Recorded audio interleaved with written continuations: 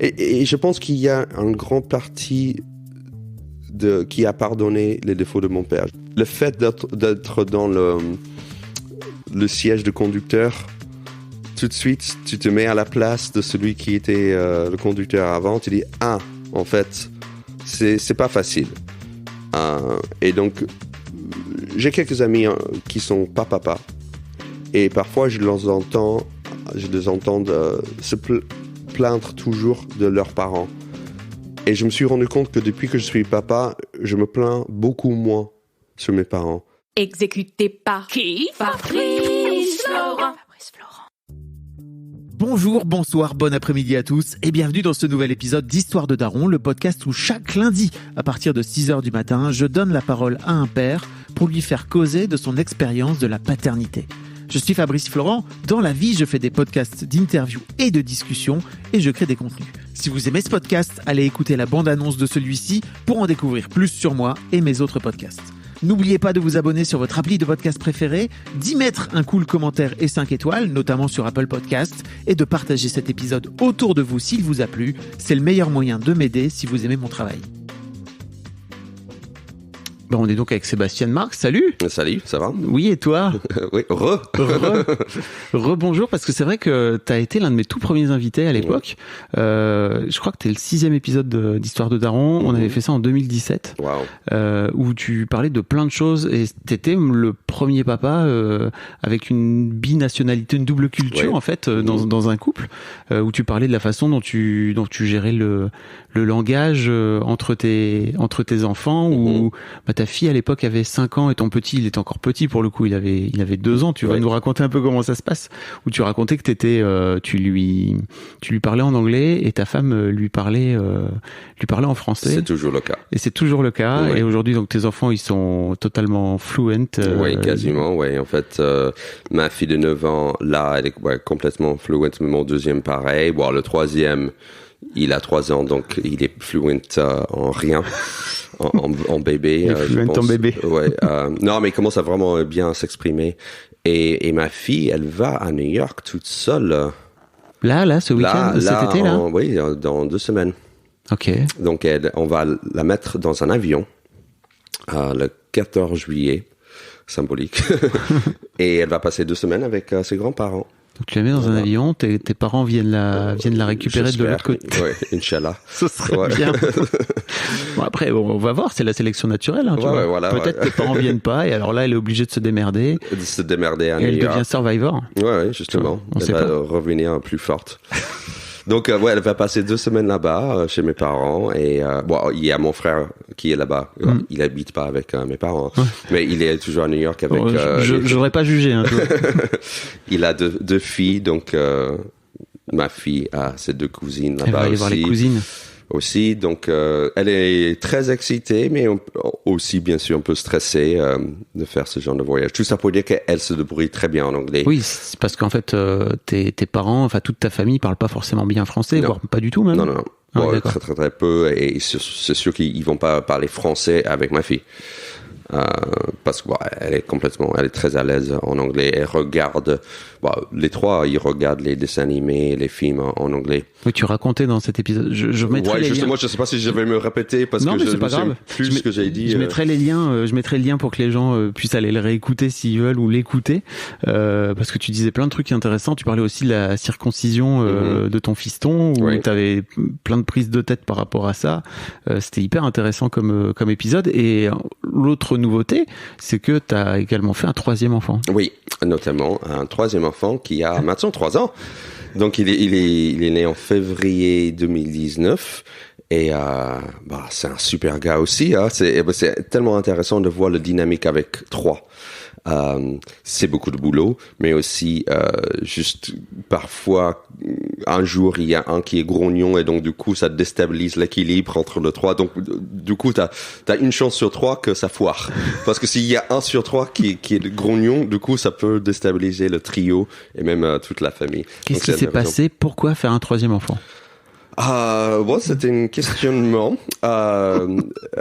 mais on est très content de l'avoir fait. Mais en même temps, ça y est, ça suffit. Là, on est sûr qu'on arrête là. Mais moi, j'hésitais. Ma chérie était un peu plus enthousiaste. Et c'était le bon timing aussi. C'était vraiment le bon timing. On s'est dit, OK, bon, là, c'est le moment, c'est maintenant ou jamais. Je pense aussi, ma femme, elle vient, c'est pas juste ça, je sais qu'elle vient d'une famille assez nombreuse. Elle était dans une famille avec 5 enfants. Donc pour elle, c'était plus, dans sa tête, une famille, c'était ça. C'était un minimum 3, quoi, tu vois. Là, elle est sûre que c'est pas plus que 3 non plus. Mais, je pense que ça a beaucoup influencé son point de vue de la famille. Ça se passait tellement bien, nous 4, qu'on s'est dit, voilà, on fait une 3e, quoi.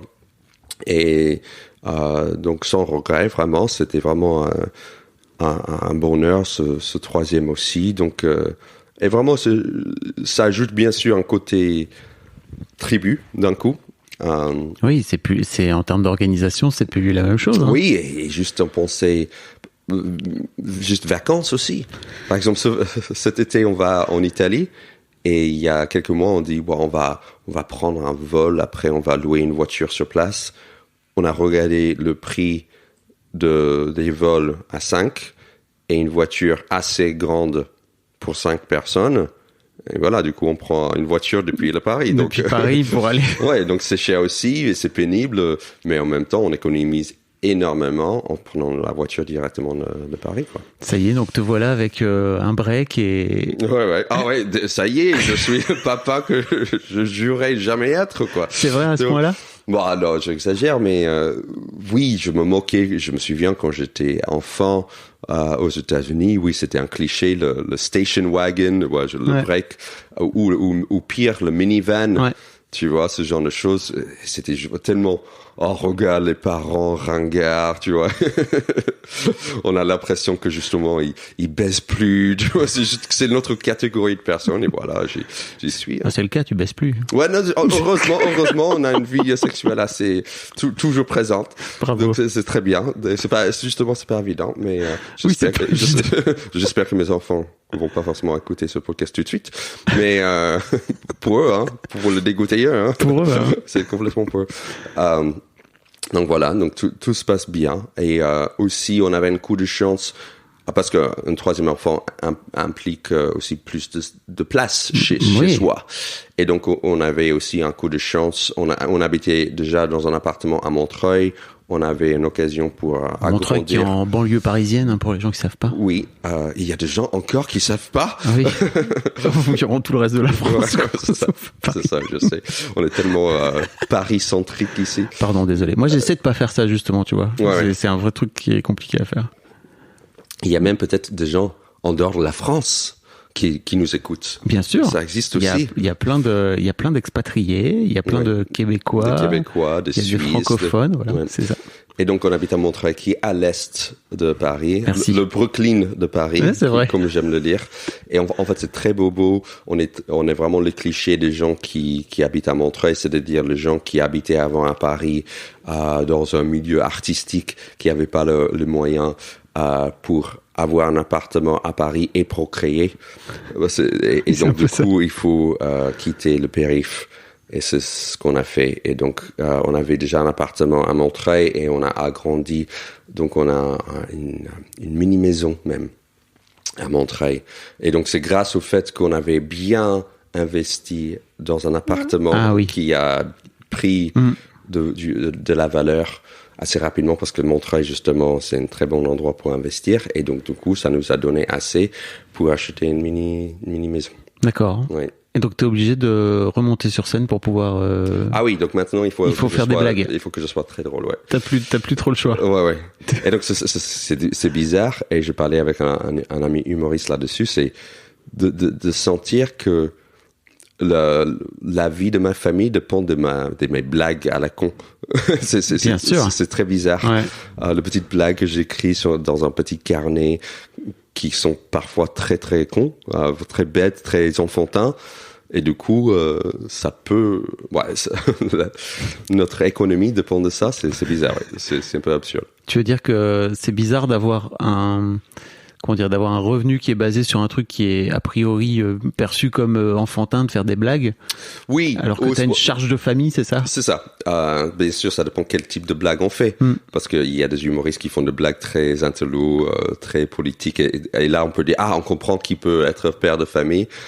Et je sais pas si c'est mon cas. Je pense que j'ai ce genre de blagues, mais aussi d'autres blagues qui sont un peu juste de blagues qui me font rire, que je sais qui sont un peu enfantins, mais enfantines du coup.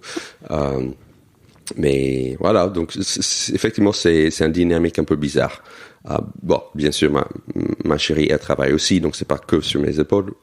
Mais, bien sûr. Mais voilà, je sens cette pression un peu bizarre. Ok. Est-ce que ta fille qui a maintenant 10 ans, elle se rend compte en fait que son papa, son métier, c'est de faire des blagues et c'est de vivre de faire des blagues? Oui. Ils savent, au moins les 2 aînés, ils savent très bien. Déjà parce que, en fait, on a une vie de famille assez compliquée les soirs. Parce que moi, je joue en ce moment jeudi, vendredi, samedi. Ma femme qui est prof de théâtre, elle donne des cours et les cours de théâtre, c'est le soir. Donc, du coup, elle n'est pas là les mardis et mercredis. Et les dimanches, souvent, j'anime mon plateau anglophone. Donc, en gros... Il faut que tu fasses la promo de ton plateau. Hein, je vais faire la promo de mon plateau anglophone aussi. Il n'y a pas beaucoup de plateaux anglophones à Paris. Très peu. De plus en plus, mais ça reste quand même quelque chose assez... pour les élitistes, quoi, les anglophones.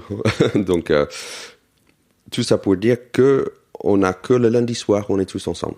Ah ouais. Oui, parce que donc mardi, mercredi, c'est ma chérie qui est pas là. Jeudi, vendredi, samedi, parfois le dimanche. En fait, j'ai commencé à réduire ma présentation de mon plateau le dimanche parce que j'étais pas à la maison. Mes enfants oubliaient qui j'étais, quoi. Et donc, on avait que le lundi ensemble, donc du coup, j'ai commencé à lâcher le dimanche de temps en temps pour être là un peu plus, quoi. Donc, je me souviens pas pourquoi on parle de ça. Parce que je te demandais si ta fille, elle se rendait compte que tu faisais des blagues. Donc oui, tout ça pour dire que elle et au moins le deuxième se rendent compte très bien que je pars le soir pour faire des blagues. Et aussi parce que pendant le confinement, on a fait des vidéos ensemble avec ma famille. Donc pendant le confinement, j'avais quelques idées pour faire des vidéos avec eux. Et ils sont assez à l'aise devant la caméra, qu'ils étaient très partants. Et je me suis dit, bon, ok, faisons ça. Et donc, on a fait au moins 2 vidéos qui ont plutôt bien marché. Et en fait, famille en famille. Avec donc ma femme qui est comédienne aussi.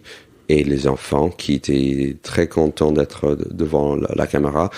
Et du coup, le fait que leurs copains ont vu cette vidéo... ils voyaient que moi j'ai fait des vidéos en général aussi. Ils savent que parfois je suis reconnu. Par exemple, on peut être dans un restaurant et quelqu'un peut venir dire qu'il est fan de moi, choses comme ça. Et donc du coup, bien sûr, ils comprennent ce que je fais, quoi. Et elle en dit quoi alors ta fille, par exemple, ton fiston? Je pense qu'ils sont contents, ils sont fiers. Heureusement, ils savent pas les conneries que je raconte sur eux, mais non, je pense qu'ils sont fiers. Ouais, en fait, parce que aussi non seulement ça, c'était aussi il y a plusieurs maîtres et maîtresses à leur école qui regardent mes vidéos et donc du coup, ces gens-là, ces maîtres, ont dit à mes enfants qui regardent mes vidéos. Okay. Donc du coup, je pense qu'ils sont plutôt fiers de ce que je fais sans savoir ce que je fais. Encore une fois, c'est ça. Heureusement. C'est que, tu vois, ça me fait un peu penser à... Alors, c'est toujours bizarre de le citer aujourd'hui parce qu'il a eu des histoires, Louis C.K., avec où il s'est masturbé devant des meufs, etc., etc. Mais en fait, il a beaucoup creusé sa vie de papa. Et j'ai l'impression que là, depuis quelques années, alors pour plein de raisons, mais il a arrêté de parler de ses filles, mais peut-être aussi, je me dis, parce qu'elles ont grandi. Et t'as un peu aussi ce truc de te dire, ah bah zut, en fait, à un moment donné, peut-être que ça va être plus compliqué d'écrire des blagues sur elles ou sur eux, alors qu'ils vont finir par grandir, quoi. Oui, et en fait, je veux pas non plus qu'ils ont honte à un moment donné par une blague ou par quelque chose que j'ai fait. Et donc, oui, effectivement, je pense que de toute façon, je vais un peu ralentir les blagues sur eux, même si c'est tellement une source d'inspiration. Mais tellement. Mais au-delà de juste le côté drôle, mais juste le côté, ça fait tellement une grande partie de ma vie que c'est difficile à ne pas en parler. Et je me rends compte que régulièrement, quand j'écris une blague ou les idées pour des choses drôles viennent d'eux. naturellement. Comme avant, c'était un peu naturel que je parle du fait d'être un étranger, parce que ça faisait vraiment tellement partie de ma vie, voire bien sûr, hein, toujours. Mais il y a une expression en anglais qui est « the elephant in the room », l'éléphant dans la pièce. C'est-à-dire, ça veut dire le truc tellement évident, mais qu'on ignore. Ouais. Et là, ce sera tellement bizarre de ne pas en parler. Ouais. C'est le truc le plus évident dans ma vie, quelque part, que c'est difficile à l'ignorer. Mais bien sûr, il y a plein de façons d'en parler. Je peux parler de ce que ça me fait à moi, sans forcément parler d'eux ou un truc qu'ils ont dit ou un truc qu'ils ont fait. Mais aussi dans mes blagues, j'exagère, je dis pas forcément la vérité, c'est pas vraiment ce qu'ils ont dit vraiment, donc ça peut aussi soulager le côté trop vrai pour eux. Mais Louis C.K. est loin d'être le seul. Il y a un autre Jim Gaffigan, il y a plein d'humoristes qui en parlent. C'est vrai que moi j'ai en tête Louis C.K. qui a été l'un des tout premiers que je voyais, en tout cas aux US, etc. Vraiment en parler et puis en parler de façon crue et tu vois là c'est négatif. Négative et de se moquer lui aussi de son propre rôle de père, à quel point il était nul et qu'il n'arrivait pas à faire, etc., etc. Oui, et il osait quelque part dire à quel point c'était dur, et dire il était un des premiers de dire ma fille c'est une garce, she's a bitch quoi, et parce que il dit dans des interviews que quand il a dit ça, il a vu que ça choquait, et donc du coup il est allé à fond, mais parce que c'est tellement tabou de les dire. Mais en même temps c'est vrai, c'est-à-dire que parfois on peut trouver un enfant est un connard. Et il dit bien sur scène pourquoi. Il dit écoute, si tout le monde aimerait quitter la maison, il y a un de tes amis qui refuse de mettre ses chaussures sans raison, tu dirais arrête d'être un connard. Mais juste parce que c'est un enfant, du coup tu dis ah non, il faut être patient. Donc oui, il le décortique bien, il décrit pourquoi. Mais oui, et ça fait du bien aux autres, au moins. Peut-être, du coup, je sais pas si ces filles ont souffert à cause de ça. Mais oui, en fait, ça fait du bien aux autres papas, je pense, d'entendre un humoriste dire, putain, c'est dur. Il y a aussi une autre blague où il donne le doigt d'honneur sur le dos de sa fille. Il dit, s'il y a un parent qui n'a jamais donné un doigt d'honneur à son enfant, c'est pas un vrai parent. Mais c'est très drôle aussi. Il y a tout un sketch où il envoie sa fille caresser un poney sauvage et en fait il se rend pas compte qu'en fait effectivement c'est un poney sauvage et le poney sauvage il va finir par mordre la gamine et je suis tellement un mauvais père. Et pour moi c'était regarde, White Pony va faire un câlin White Pony. Ouais. Bref. Ah mais le nombre de fois je me suis retrouvé dans des situations où de l'extérieur, j'ai dit, ah oui, je suis ce genre de papa nul, pas responsable. Et justement, tu le vois pas forcément venir. C'est une mauvaise situation, une situation dangereuse. Mais parfois, oui, j'ai eu de regards. Bon, maintenant, ça va faire 10 ans que je suis papa. J'ai eu plein de regards méchants, notamment de mamans ou des femmes qui me regardent en me disant t'es pas responsable quoi. T'as un exemple? Oui, ou juste on allait traverser la rue et mon fils, mon troisième là qui est en 13e, il allait vite et moi je connais mes réflexes, je l'ai arrêté avant, mais c'était un peu pas loin du bord. Et la dame m'a regardé un peu choquée, elle était stressée, elle allait pour arrêter mon fils. Et moi, je sais que je gère, tu vois, mais elle savait pas que c'était pour elle un peu trop près de la route, tu vois, ce genre de choses. Mais effectivement, on est à quelques centimètres, quoi, tu vois, donc voilà, donc ce genre de choses. Ouais. Tu parles, bon, bien sûr, tu parles beaucoup de paternité dans ton sketch, et tu parles de ton rôle de père et tout, et tu dis notamment à un moment donné la barre des pères est tellement basse qu'en fait on peut faire tout et n'importe quoi. J'aimerais bien t'en faire parler. Oui, en fait c'est injuste, je trouve, que il y avait tellement de papas nullissimes pendant des générations que ce qu'on attend d'un père est tellement bas. Bien sûr, c'est en train d'évoluer. Et je pense que je l'ai dit dans le podcast il y a 5 ans avec toi, mais que je trouve entre la génération de nos parents et la nôtre, il y a énormément de changements. Je pense presque plus que ce qui va être entre notre génération et Sans aucun doute. celle de nos enfants, mais on sait pas, il y a plein de choses qui vont changer aussi, peut-être tout le débat. Le rapport au genre, tu vois, je crois que ça va être beaucoup plus intégré. Justement, je pense que ça sera le plus grand changement d'ici là, mais je vois vraiment la différence entre la génération de mes parents et la mienne, et que tout ça pour dire qu'il y avait tellement de pères entre guillemets nuls, mais bien sûr, c'est pas qu'ils étaient nuls. Leur rôle était autre. Leur rôle était plus de gagner l'argent, de travailler, assurer le côté financier du foyer, que on n'a pas besoin de faire grand chose aujourd'hui pour qu'on ait vu comme un papa exceptionnel. Mais c'est toujours là, le sexisme est toujours là, hein. Par exemple, plusieurs fois quand ma chérie elle sort, il y a plein de gens qui disent mais qui garde les enfants? Elle dit mais Seb garde les enfants. Tandis que personne me demande quand je suis dehors qui garde les enfants. C'est évident que c'est ma femme. Tu vois, donc ce genre de sexisme subtil.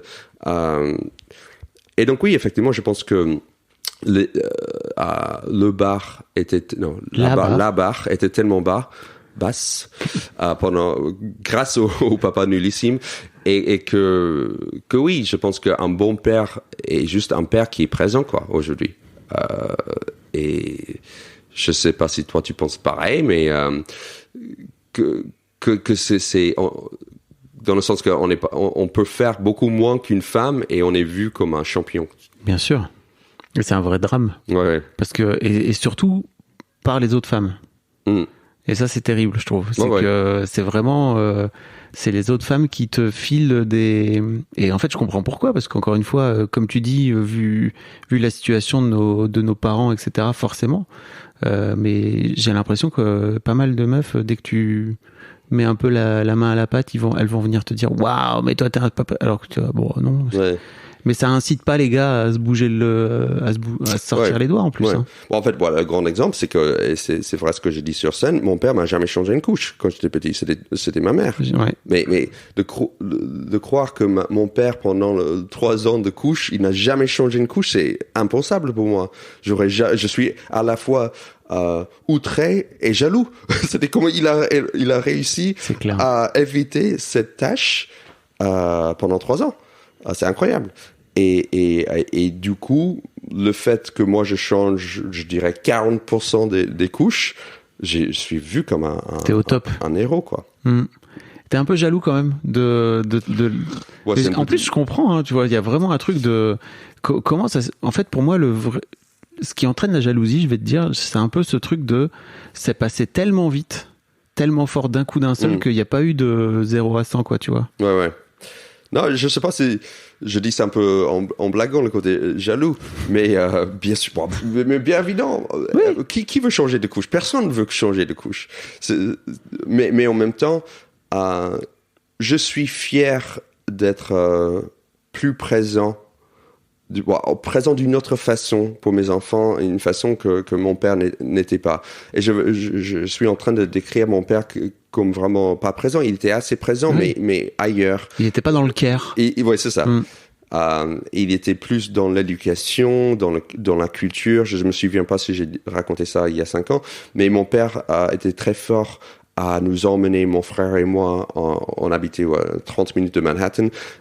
Pendant le week-end, on est allés ensemble à Manhattan pour regarder une pièce ou un concert de musique classique ou un musée. Donc la culture venait de lui.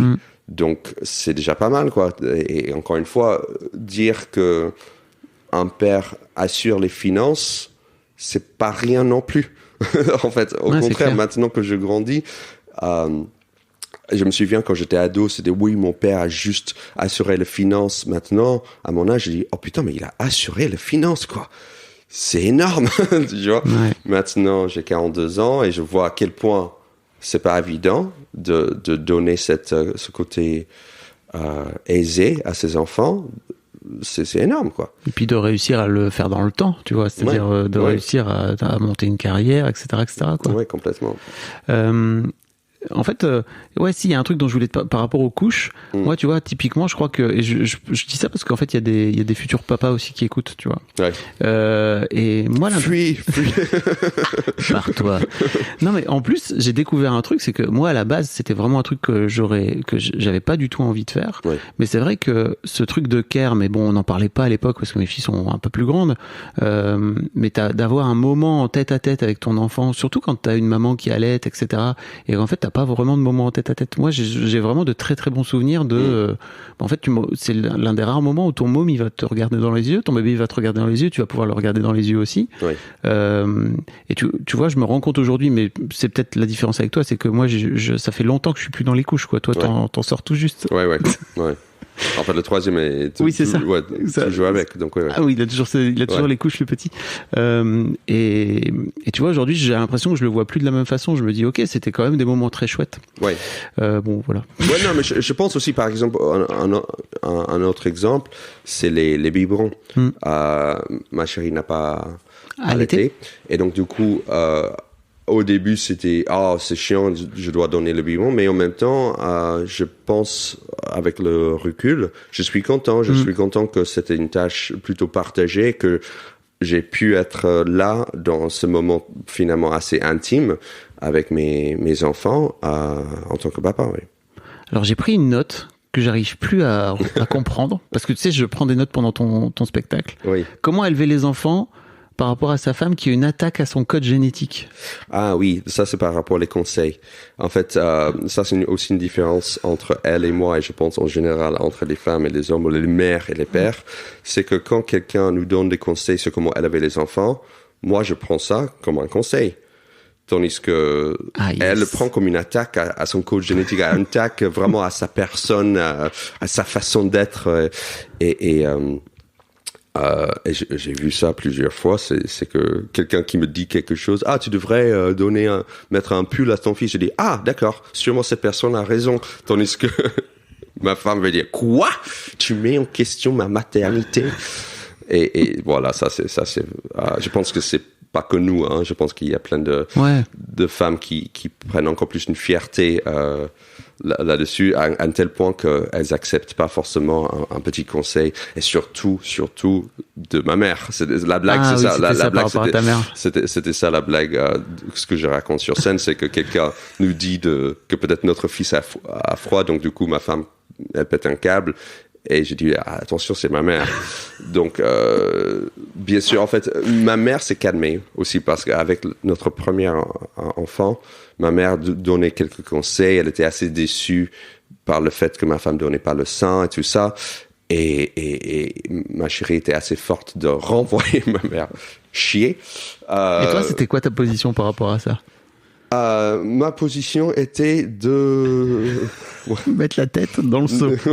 En gros, en fait, au début, on parlait, mais assez rapidement, je me suis retrouvé dans une position bizarre, très macho, de dire donne ton sein à mon fils, ou à la que c'était ma fille. J'ai trouvé c'était tellement bizarre comme demande que je me sentais. T'avais envie que ta femme allaite, pour le coup. Je pense que c'était, honnêtement, je pense pas que j'avais trop réfléchi à la question. Okay. En fait, ma chérie, toute sa famille, tous ses frères n'ont pas été allaités, toute sa famille.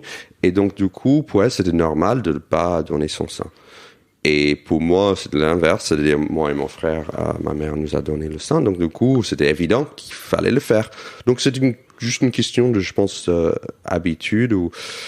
donc oui, j'avais une petite préférence pour qu'elle le fasse, mais après deux disputes là-dessus, voilà, j'ai compris que c'était un territoire qu'il fallait pas y aller, et finalement c'était son choix, quoi. C'était son choix.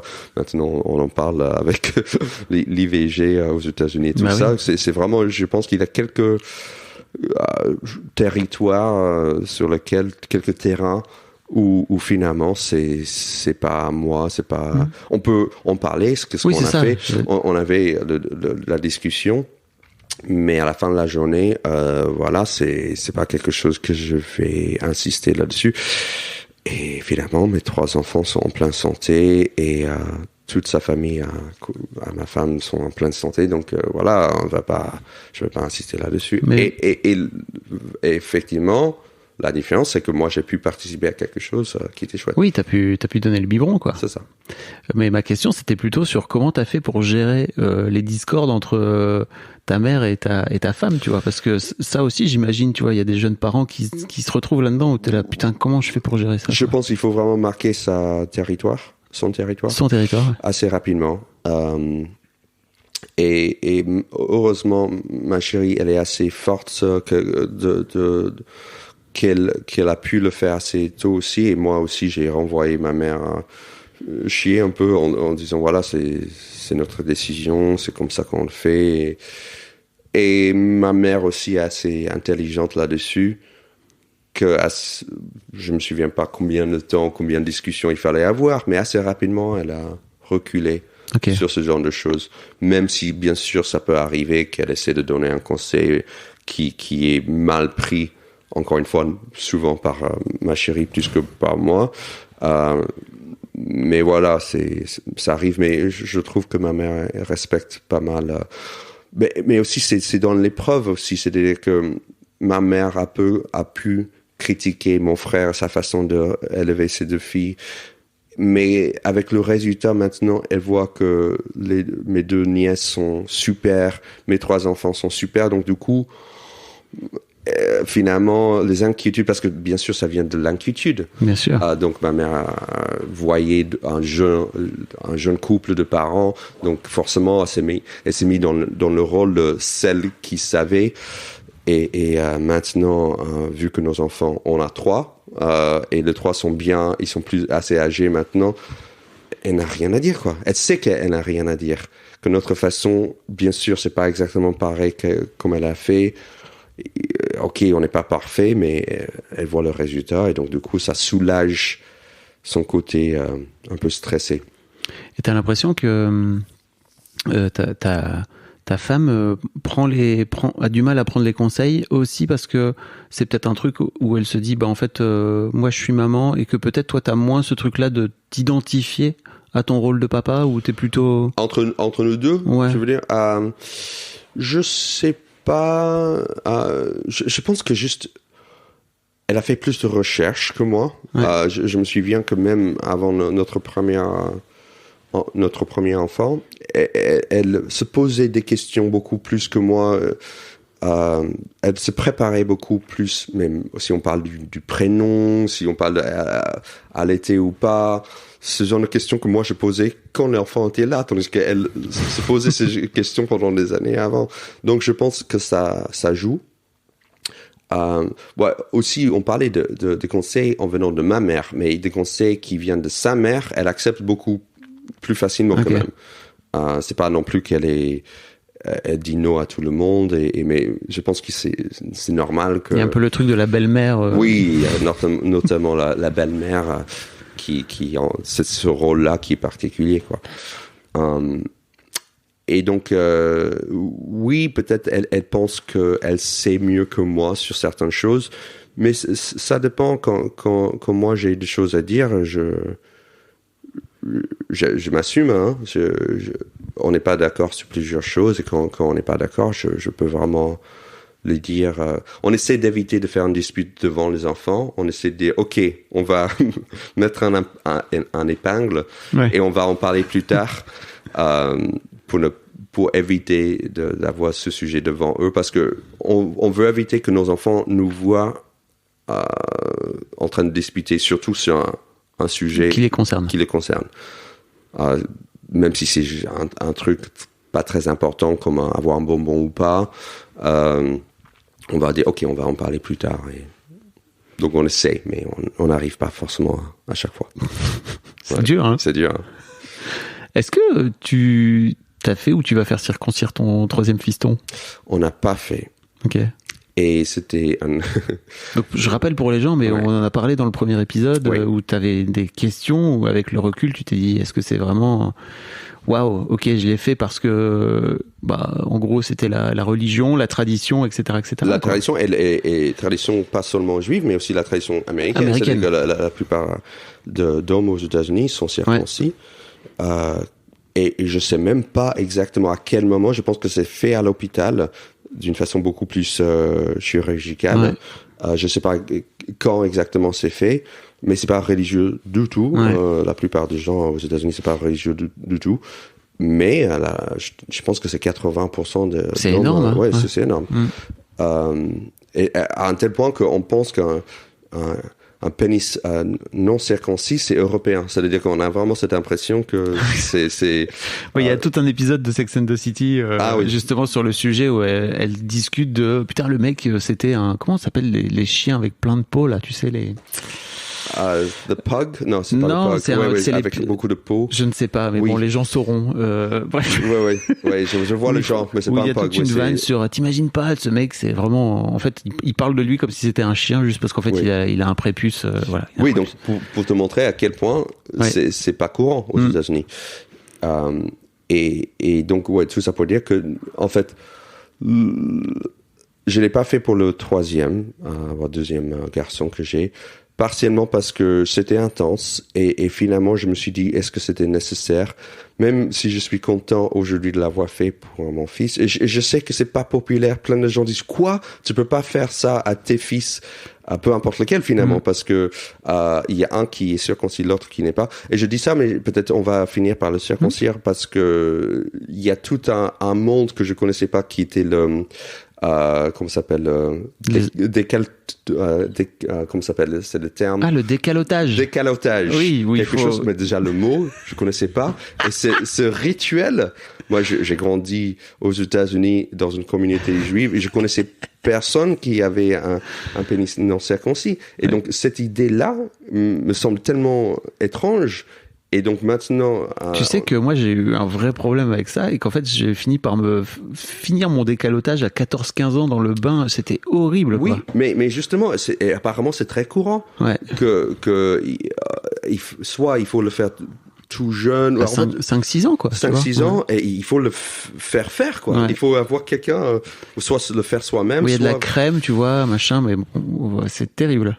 Oui. Et donc là je suis confronté à cet autre monde, ce monde européen apparemment, mais qui me stresse aussi en fait. Donc je me rends compte que je sais pas quoi faire. En fait, j'étais assez stressé par le processus de circoncision, que en fait c'était ma chérie aussi. Elle était là avec moi et on quelque part.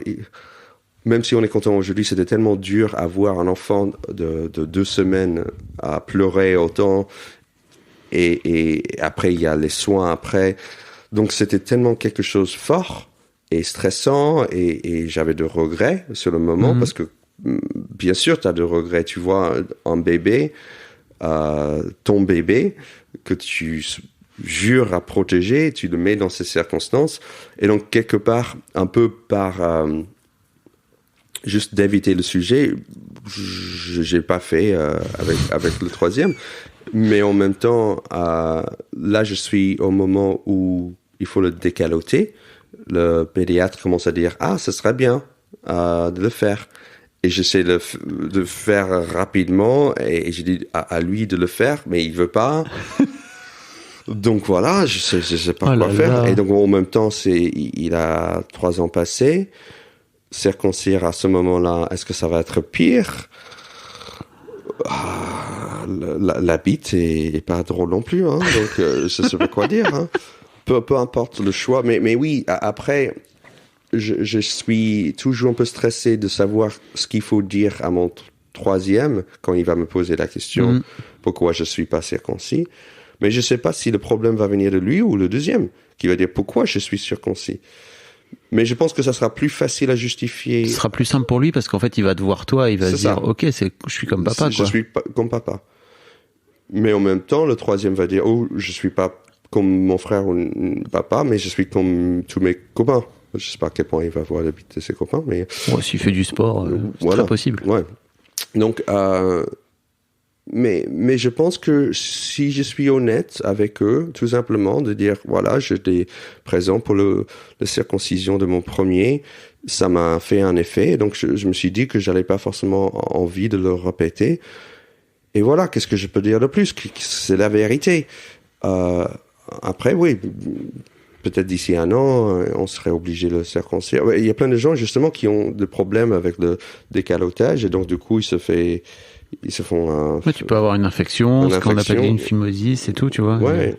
Et donc du coup, parce que selon mon pédiatre, elle pensait que c'était mieux de le faire. Mon pédiatre. Oh oui, voilà. Oui. Wow, elle était la pédiatre de nos 3 enfants, donc c'est mon pédiatre quasiment. C'est mon pédiatre. Donc voilà, elle conseillait de le faire aussi, donc voilà, je sais pas. Mais c'est vrai que c'est quelque chose qui me pèse, le fait qu'ils sont pas pareils, et je crains le moment où ça va être un sujet. Mais je pense que oui, il faut juste répondre un peu honnêtement et voir ce qui... Et je pense lui dire au 3e, si il veut être circoncis, je peux dire, ok, on peut le faire. On peut le faire. Voilà. À 14 ans, putain. Ou même s'il commence à me poser la question à 5-6 ans, on peut dire, ok, bon, ça va faire mal, mais on va te soigner. Je sais pas. Ouais, je connais pas la bonne réponse parce que tu fais une tête, mais en même temps, apparemment, si t'as du mal avec ça à 13-14 ans parce que tu t'es pas fait... C'était horrible. C'est douloureux aussi, donc... C'était ultra... J'ai vraiment un souvenir pénible. Et apparemment, aujourd'hui, il y a des crèmes qui sont vraiment super cool, que tu peux peut-être demander d'ailleurs à la pédiatre, hein, si tu veux. Mais à l'époque, moi, quand j'avais 14 ans, il y a 30 piges, ça existait pas, quoi, tu vois. Donc, j'avais une lotion nulle à mettre dans le bain. Enfin, bref, c'était... Je me suis vraiment arraché la teub, quoi. C'était débile. Bah ouais, je pense que justement c'est une rite de passage quasiment, tu vois, c'est soit tu te fais enlever avant, soit tu dois passer par ça. Putain. Et moi justement c'est un monde que je connais pas effectivement. Tu vois, je me dis à chaque fois, c'est pas des trucs auxquels on pense avant de faire des enfants, tu vois, de finir par avoir des problèmes avec la bite de tes garçons, quoi. Ouais, et je me suis rendu compte que ces questionnements, je pensais pas forcément en avoir. Et voilà, j'y suis été forcé forcément à poser la question parce que peu importe ce que tu fais, c'est un choix. Soit tu le fais, c'est un choix. Si tu le fais pas, c'est toujours aussi un choix. Donc voilà, j'ai pris les 2 chemins et pour l'instant. Et effectivement, je trouve c'est un peu bizarre. Mais j'ai trouvé aussi l'argument de le faire juste parce que son frère est comme ça était aussi nul si j'avais de regrets. Je sais pas. Je pense qu'aussi je suis quelqu'un qui est très influençable sur certaines choses et je pense là justement j'avais pas envie de le refaire et j'ai repoussé le moment et voilà 3 ans plus tard j'ai continué à repousser. De ce que j'entendais dans le premier épisode qu'on avait fait ensemble, ça a été un vrai traumatisme pour toi et que tu avais vraiment très très mal vécu le truc. Donc je peux comprendre que quand tu te retrouves face à une nouvelle situation, tu préfères te dire, en fait peut-être parfois qu'une non-décision est une décision, quoi. Tu vois. En fait, j'étais assez con pour regarder, d'avoir regardé. Je pense que je l'ai dit dans oui, oh là là, oui, c'est vrai. Et il y a même une blague entre juifs, c'était qu'il faut jamais regarder. Et je pense que j'étais curieux et je suis curieux, mais j'avais aussi mon garçon dans mes bras, quoi. Tu vois, donc forcément, t'as du mal à ne pas regarder, quoi. Et effectivement, ça. Est-ce que t'as regardé ta femme en train d'accoucher de face ou pas? Pas de face complètement, mais oui, j'ai vu pas mal. Mais t'es un aventurier, alors. Je pense que justement, je suis quelqu'un qui est curieux et qui veut pas se cacher quelque part. Et j'étais pas non plus face à face avec ma femme, mais j'ai regardé un peu, mais ma chérie n'était pas trop, elle m'a dit, ok, tu peux, tu vois, elle était pas non plus, trop timide là-dessus, donc si elle m'a dit non, je veux surtout pas, j'aurais pas fait, mais... Non, mais je crois que, tu vois, par exemple, ma femme m'aurait laissé faire, mais franchement, je crois que je voulais pas, parce que pour moi, il y avait un vrai truc de... je veux aussi que ça reste tu vois, que son vagin reste un truc un peu sexualisé, quoi, tu vois. Pas... Non, aussi, j'ai regardé au moment où on voyait la tête, tu vois, c'était vraiment vers la fin aussi, parce que je pense que j'étais juste trop fasciné par ce moment, et ces moments de voir mon enfant sortir, c'est un moment tellement bizarre et tellement divin, que je suis pas pratiquant, mais juste de réfléchir, de voir la vie arriver comme ça, c'est incroyable, c'est magique, c'est majestueux, c'est dans tout le liquide qu'il y a, c'est magique, c'est incroyable, c'est tellement fort que je pense que j'avais envie de voir ce que c'est le premier moment de vie en dehors du corps. C'est vraiment bizarre, et ces images-là vont rester à vie pour moi, ouais. Et waouh, c'était intense, ouais. On n'a pas parlé, mais comment s'est passé l'arrivée du troisième, l'accouchement du troisième? J'allais dire très bien, mais en fait, il y avait quand même une petite complication à la maternité parce que il y avait une poche de liquide qui empêchait le troisième à sortir. Donc normalement, tu dis deuxième, troisième, c'est fastoche. Et normalement, c'était censé être plutôt facile. Mais en fait, il y avait une espèce de poche de liquide amniotique qui empêchait mon fils à sortir. Et en fait, le problème, c'est que les sages-femmes pensaient que c'était sa tête. C'était tellement dur qu'elle pensait. Et donc, en fait, l'accouchement a duré 24 heures, qui est très bizarre. Et pour un troisième. Ouais. Mais parce qu'en fait, il y avait des sages-femmes qui disaient ouais, il n'avance pas, on touche, on sent la tête. Et après, il y avait un changement de sage-femme. Il y a un autre qui est arrivé, elle a dit mais c'est pas sa tête du tout en fait, c'est une poche d'eau. Et donc elle a pris une espèce de aiguille. Donc là, j'avais une crise cardiaque quand tu vois la sage-femme sortir. Mais du coup, elle a percé la poche et voilà, elle est arrivée très facilement après ça. Donc tout ça pour dire que heureusement il y avait cette deuxième ou troisième sage-femme et finalement il n'y avait pas de complications, mais oui, on commençait à frotter avec le danger là si ça traînait encore plus que ça. Donc mais sinon à part ça il est né de bonne santé, etc. Ok. Ouais, donc ça c'est plutôt cool. Tu parles de racisme aussi par rapport à Violette dans le spectacle, où c'est ça aussi que je trouve, c'est qu'à un moment donné en fait tes enfants grandissent et ils finissent aussi par te renvoyer leur vision de la société ou les visions des autres de la société. Oui, en fait, je dis l'angle avec ces blagues-là, c'est vraiment que les enfants disent des conneries, quoi. Ils disent des choses. En fait, notamment mon aînée, elle s'exprime très bien, mais c'est pas ce qu'il faut dire socialement parlant, qui est normal. Et maintenant, mon fils qui a bientôt 7 ans, il est dans le même panier, là. C'est le même. Et donc oui, dans l'histoire de mes enfants, ils ont pu dire plein de conneries. Ce que je raconte sur scène est vrai. À un moment donné, on était dans le métro, il y avait un Asiatique, et ma fille a dit regarde, c'est un Chinois. Elle a fait ching chang chong, tu vois, parce que je sais pas où elle a entendu ça. Ouais. Peut-être son grand-père, je sais pas, mais sûrement à l'école. Ouais. Va savoir, ou ses cousins, va savoir, quoi. Bon, puis dans n'importe quel dessin animé potentiel. Oui, un dessin animé qui est un peu daté. Oui, voilà, c'est ça. On peut l'entendre. Mais à mon avis, c'était plutôt à l'école. Un sketch de Michel Leb, peut-être. Ah, voilà. Oui, ou malheureusement, le gars d'Almelé et Kevin Adams aussi, apparemment. Ah putain, oui, c'est vrai. Ils ont fait ce truc. Oui, c'est à l'époque, putain. Ouais, à l'époque. Ouais, à l'époque. Enfin, à l'époque, c'était il y a 4 ans. Ouais, 4-5 ans, hein, je pense. Donc, bon, bref. Tout ça pour dire que va savoir où elle avait entendu. Mais elle a trouvé, elle rigolait, elle pensait que c'était une blague. Elle pensait que ça allait me faire rire. Et donc, justement, j'ai dû dire non, il faut pas dire ça comme ça. Et même, ils peuvent dire plein de bêtises. Par exemple, une fois, il y avait quelqu'un dans une chaise roulante, les chaises roulantes un peu mécaniques, électroniques. Et mes deux aînés ont dit, c'est génial. Je voudrais pareil. Et bien sûr. Bien sûr, mais... Avoue que nous aussi, on a envie on a envie aussi de...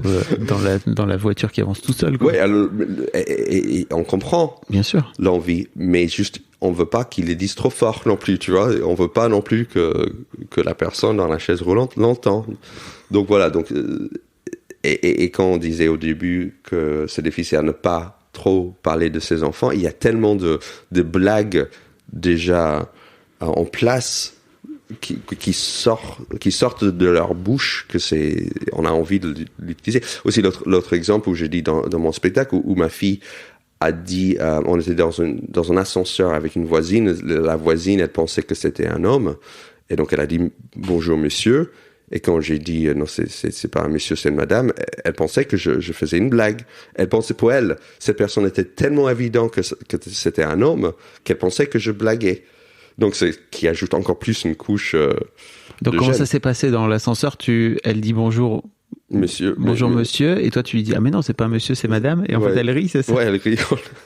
Mais c'est affreux. C'est vraiment, t'as envie de sortir de cet ascenseur hyper vite, quoi.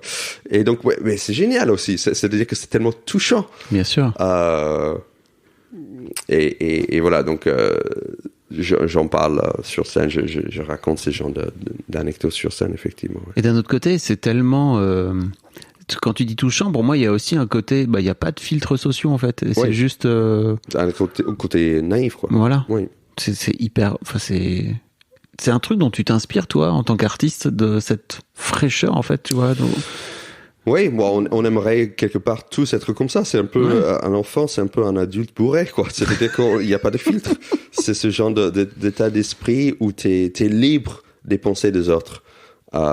Bien sûr, de moins en moins, en fait, je le vois que ma fille qui va avoir bientôt 10 ans. Maintenant, tu sens que le début de l'adolescence commence à s'infiltrer dans sa façon de penser. Malheureusement, c'est normal, mais il y a un côté, malheureusement, elle peut commencer à avoir des complexes ou de trop s'inquiéter de ce qu'ils pensent les autres.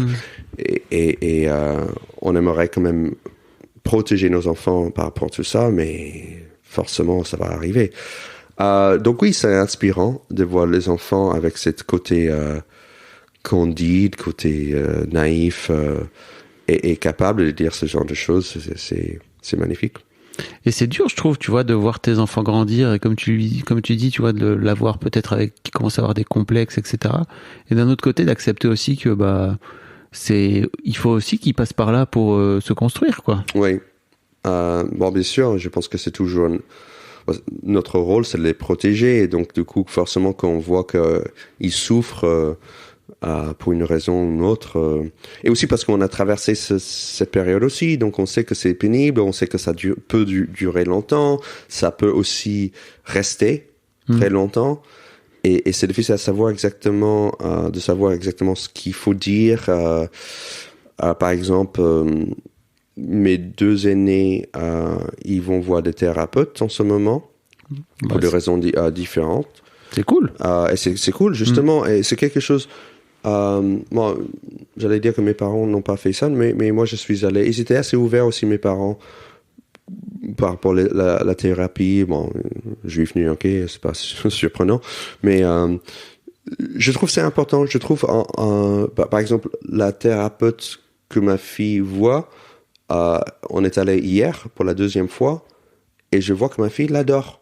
C'est-à-dire qu'elle est sortie avec un sourire, une espèce de soulagement. Je sais pas, c'était comme si c'était une espèce de copine à qui elle pouvait vraiment confier. Et je pense que c'est important d'avoir un terrain neutre qui est pas un parent qui peut être fier ou déçu, qui est pas un ami, qui est pas même un cousin. Je pense que c'est vraiment cool et j'ai fait pour la première année aussi pour mon fils.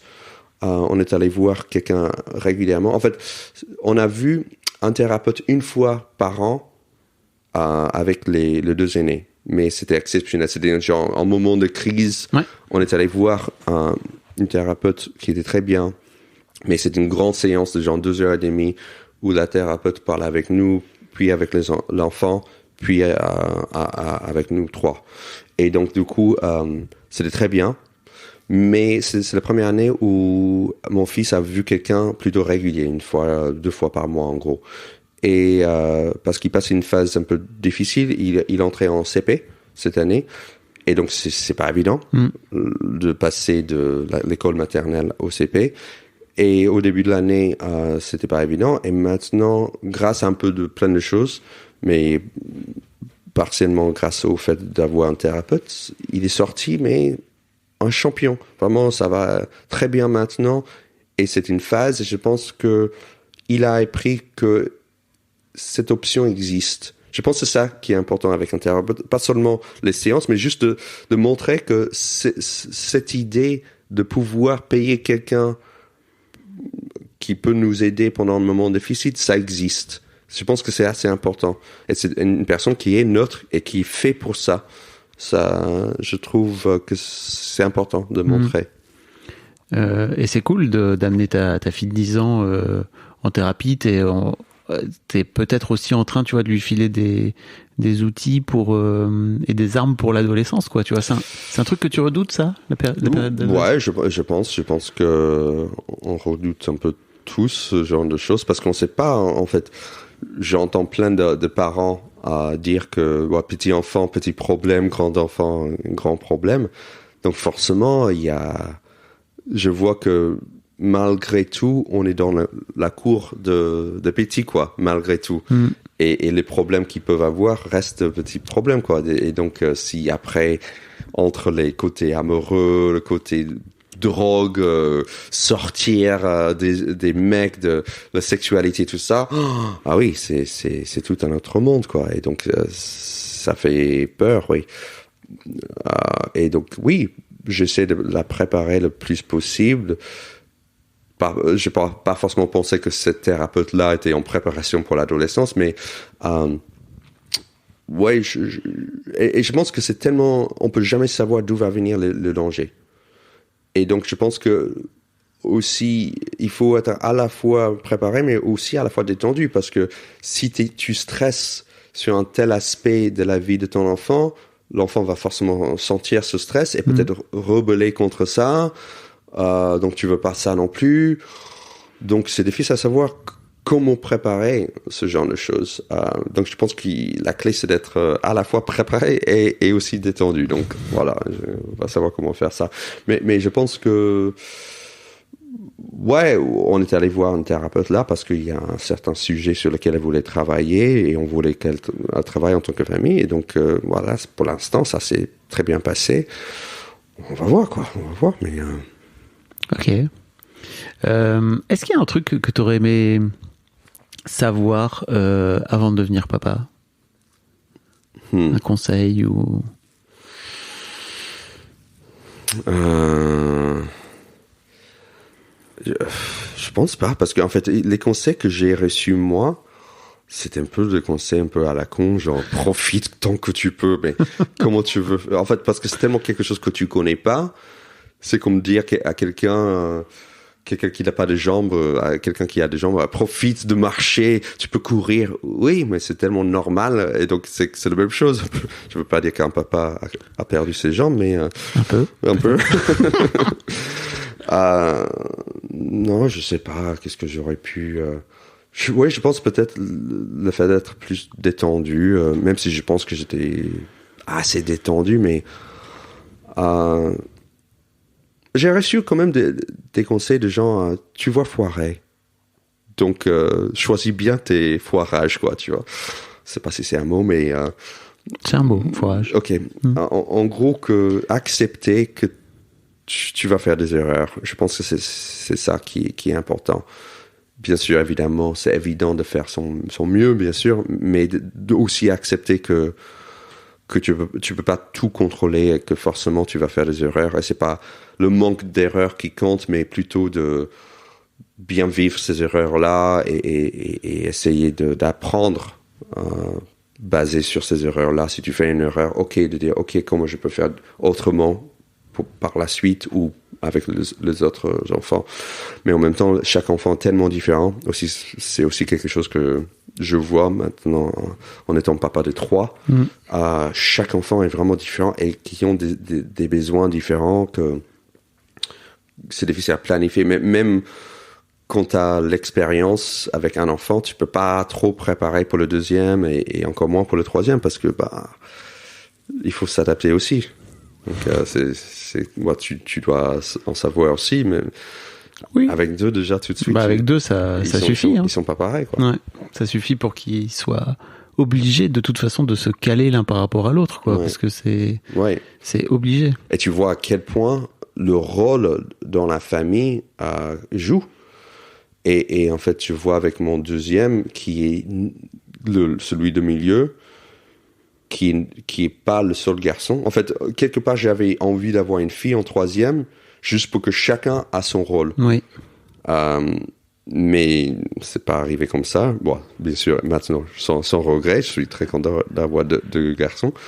Mais quelque part, je sens que le deuxième, on souffre de temps en temps de ça. C'est-à-dire qu'il est ni l'aîné, ni le petit, ni le seul garçon. Donc, c'est quoi son rôle? Et le fait d'avoir vu un thérapeute cette année, il y avait plusieurs choses sur lesquelles il travaillait, et notamment ça.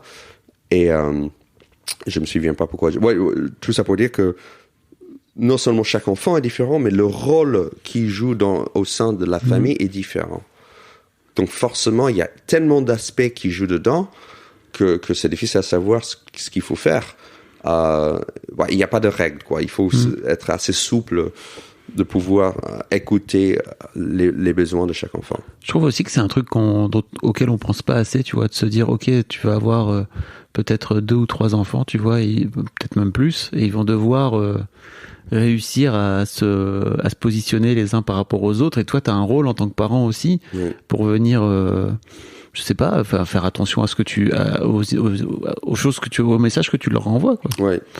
C'est terrible. Oui, en plus, s'il y a des genres différents, entre filles et garçons, tu veux pas non plus entrer dans le cliché qu'une fille a besoin plus de tendresse ou ce genre de conneries-là.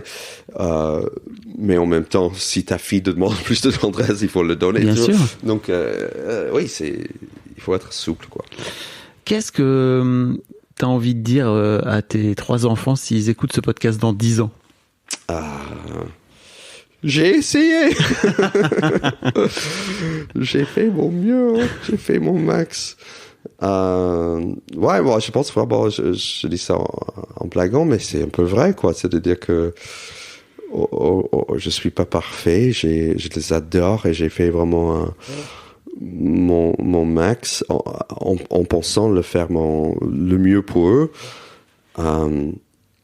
Et voilà, c'est je sais pas,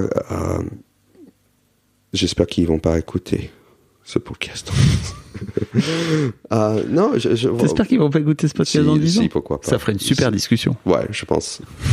Je pense qu'ils vont adorer même. En étant peut-être honte aussi un peu, mais de moi. Mais non, je pense que c'est ça.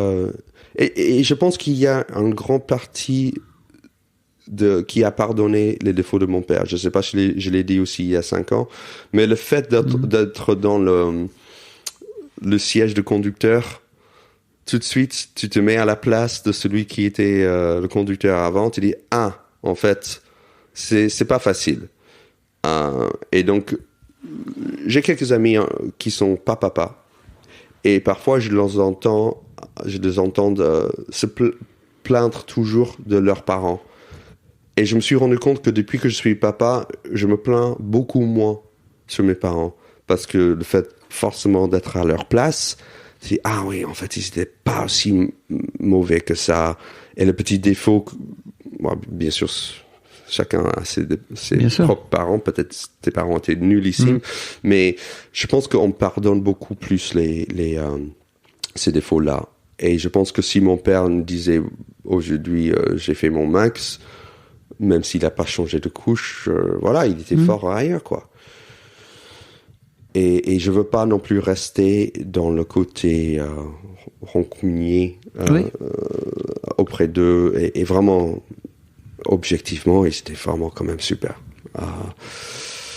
Donc tout ça pour dire que j'espère que mes enfants, s'ils sont parents ou pas, vont voir ce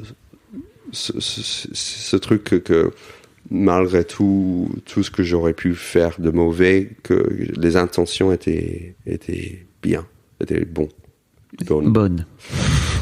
Pardon, je suis fatigué. Non, tu te démerdes super bien. T'as amélioré ton français, non, depuis 5 ans? Je sens pas. Ah non, ouais? j'ai l'impression que j'ai plafonné. J'ai vraiment Ok. l'impression que je parle comme ça depuis 8 ans. Et je pense justement, je voudrais bien quand même passer le cap et améliorer mon français. L'accent, c'est une chose, mais je vois que j'ai fait des fautes, je vois que... Oh, t'en fais pas beaucoup, hein, là, sur 1 heure de discussion de blabla, franchement, Ok. Ok, tant mieux. c'est pas franchement, c'est bien, hein. Ok, tant mieux.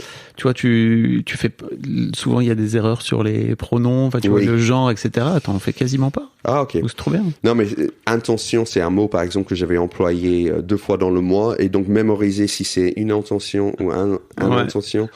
Mais même moi, je suis pas sûr. Mon cerveau, justement, je vois qu'à parfois, il dit, je m'en fous, en fait, je m'en fous. Oui, puis c'est pas très grave, on comprend ce que tu dis en Ouais, plus. voilà. Ouais. Merci beaucoup, Seb, c'était super. Ah, merci à toi. On peut te retrouver sur les réseaux sociaux. Je mettrai tous les liens Ouais.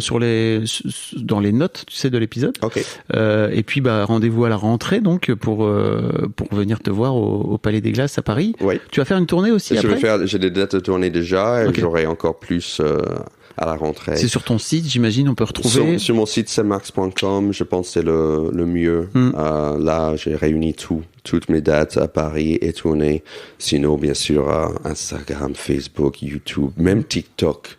T'es sur TikTok? Je suis sur TikTok. Je Oh pense yeah. que je suis le mec le plus vieux Non. à être sur TikTok. Mais, Les plus vieux, t'inquiète. mais je me rends compte qu'il y a de plus en plus de gens qui ont moins de 15 ans qui sont sur TikTok. J'ai plusieurs personnes qui sont venues à mon spectacle, qui ont trentaine passée, qui Qui t'ont découvert sur TikTok? m'ont découvert sur TikTok. Oh là là. Oui, il y a plein de gens sur TikTok maintenant. Ouais, maintenant, ouais. C'est bien joué d'y être. Ouais, Merci effectivement. beaucoup, Seb. Merci à toi.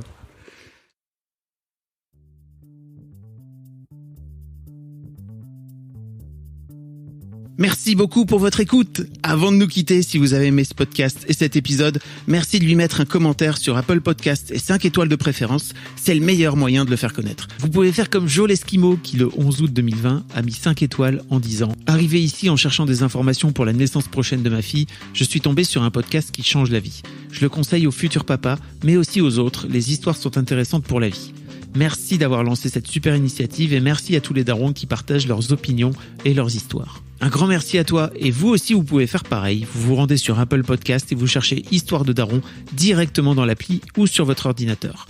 Merci à vous et rendez-vous tous les premiers et troisièmes lundis de chaque mois à partir de 6h du matin pour un nouvel épisode d'Histoire de Daron. Un grand merci à vous pour votre écoute.